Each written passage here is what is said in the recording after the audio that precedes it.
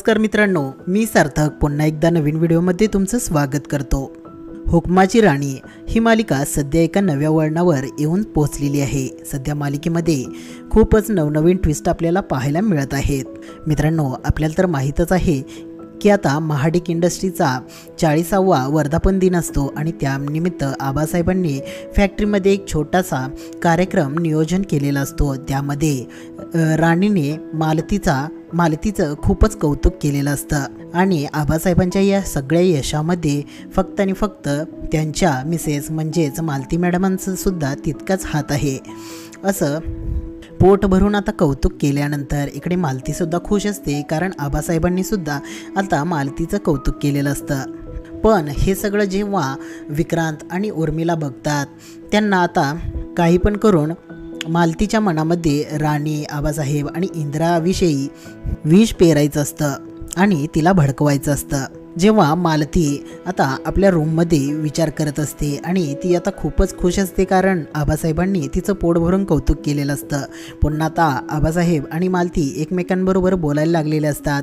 तेव्हा आता उर्मिला आणि विक्रांत मालतीच्या रूममध्ये येतात आणि पुन्हा ते आता इंद्रा, आबासाहेब आणि राणीच्या विरुद्ध मालतीला भडकवू लागतात। उर्मिला आता म्हणू लागते, आई बघितलं का, हे सगळं त्या राणीनं मुद्दामून केलंय। मुद्दामूनच आबासाहेबांसमोर चांगलं बनण्याचा तिने प्रयत्न केलाय आणि मुद्दामूनच तुमचं कौतुक सगळ्यांसमोर करून उगाचच मोठावा निर्माण केलेला आहे। तुम्ही बघितलं का आई? तिकडे विक्रांत सुद्धा आता इंद्राबाबत तो आता मालतीशी बोलू लागतो की इंद्राचं सुद्धा कंपनीमध्ये काही सुद्धा लक्ष नाही आहे। तो फक्त राणी करत असतो आणि जे काही राणी म्हणते ना तेच करत असतो। फॅक्टरीमध्ये जरासुद्धा इंद्राचं लक्ष नाही आहे असं हे सगळं बोलून आता विक्रांत आणि उर्मिला मालतीला चांगलंच भडकवतात।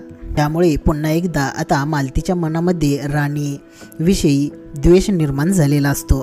त्यानंतर मित्रांनो, आता आजच्या प्रोमोमध्ये आपल्याला असं पाहायला मिळते की उर्मिला आणि जो विक्रांत असतो आपल्या रूममध्ये आता ड्रिंक करत बसलेले असतात। आता उर्मिला विक्रांतला म्हणत असते, आज आपण दोघांनी जे केलंय ना तेवढं करून आपण शांत बसायला नको। आपण मालतीच्या मनामध्ये तर त्या राणीविषयी आग तर लावलेलीच आहे, पण आपल्याला अजून काहीतरी प्लॅन करायला हवा, त्या मालतीच्या मनामध्ये अजून विष पेरायला हवं असं आता उर्मिला सांगत असते। तर इकडे विक्रांत आता पुढे काय प्लॅन करायचा तोच विचार करत असतो। त्यानंतर पुढे आपण पाहतो इकडे राणी आणि इंद्रा आता आपल्या घरी निघालेले असतात। राणीच्या आईला बरं नसतं, त्यामुळेच इंद्रा आता राणीला घेऊन तिकडे जाणारच असतो।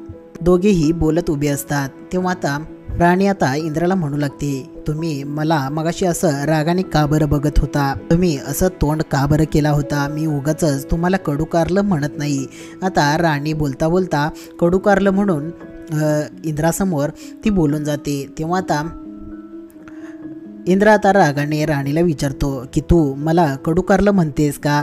तेव्हा आता राणी आता एकदम शांत झालेली असते। तर मित्रांनो, आणि इंद्राच्या दोघांच्या मनातील जे एकमेकांविषयी असलेलं प्रेम आपल्या ओठांवरती येईल आणि दोघेही एकमेकांच्या प्रेमात पडतील, हे सगळं पाहणे अतिशय रंजक ठरणार आहे। मित्रांनो, तुम्हाला हुकमाची राणी ही मालिका आवडत आहे का? प्लीज कॉमेंट करून नक्की सांगा।